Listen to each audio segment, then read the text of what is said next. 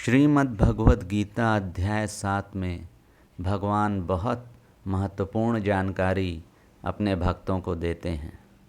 भगवान हम सभी को एक इतनी विशेष और गुप्त बात बताते हैं जिसका जानना हमारे लिए बहुत आवश्यक है।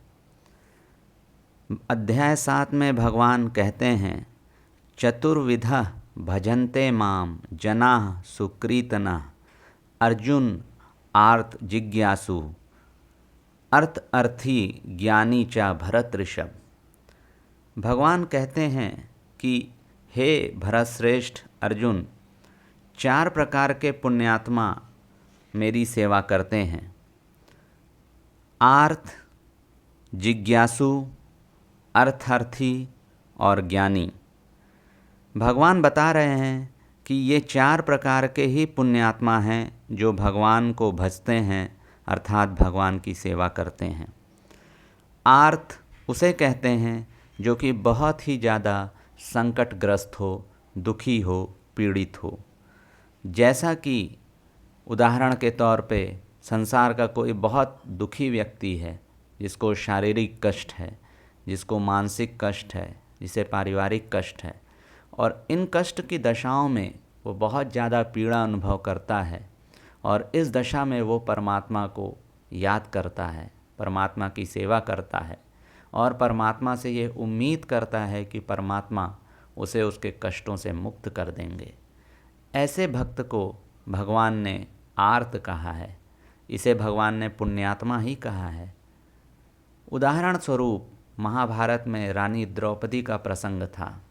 जब रानी द्रौपदी का चीरहरण किया जा रहा था भरी सभा में, उस वक्त वह आर्त स्थिति में ही भगवान को पुकारती हैं, क्योंकि बहुत ज़्यादा दुख की स्थिति में कोई भी उनकी सहायता के लिए आगे नहीं आता।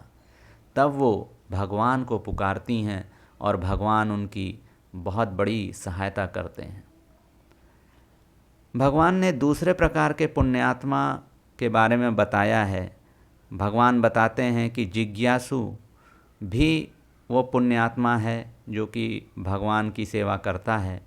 जिज्ञासु का मतलब होता है वह व्यक्ति जो परमात्मा के बारे में जिज्ञासा करता है, जिसे एक अंदर से इच्छा है कि वो परमात्मा को समझे, परमात्मा को जाने, और इस वजह से वो परमात्मा की सेवा करता है कि कभी न कभी परमात्मा के बारे में उसे पूरा ज्ञान जरूर हो जाएगा। ऐसा जिज्ञासु भी भगवान ने उसे पुण्यात्मा कहा है। इसके बाद भगवान ने पुण्यात्मा व्यक्ति की तीसरी श्रेणी बताई है, अर्थ अर्थी। अर्थ अर्थी मतलब लाभ की इच्छा रखने वाला। जो व्यक्ति लाभ की इच्छा से भगवान की सेवा करता है, यह लाभ की इच्छा कुछ भी हो सकती है, जैसे अच्छा घर मिले, अच्छा विवाह मिले, अच्छा वेतन मिले, स्वास्थ्य की कामना हो सकती है, अच्छी संतान प्राप्त हो, अच्छी उन्नति प्राप्त हो।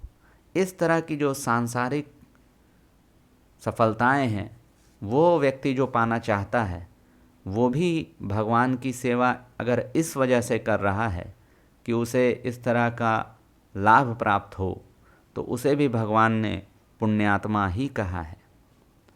और जो सबसे अंत में भगवान ने श्रेणी बताई है, अर्थात जो चौथी श्रेणी पुण्यात्मा की बताई है, वो भगवान ने कहा है ज्ञानी। ज्ञानी भगवान ने उस व्यक्ति को कहा है जो एकमात्र परमात्मा के लिए ही समर्पित है। वो परमात्मा के अलावा और कुछ भी नहीं चाहता। वो परमात्मा को प्राप्त भी कर चुका होगा या प्राप्त करना चाह रहा होगा, लेकिन उसका परमात्मा से ही एकमात्र प्रेम है। हरे कृष्ण मुरारी।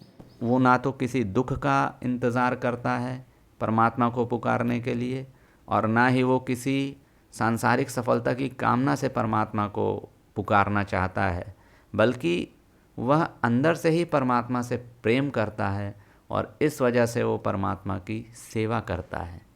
ऐसा व्यक्ति ज्ञानी भगवान ने बताया है, और ये चौथी श्रेणी है और यही भगवान को सर्वाधिक प्रिय है।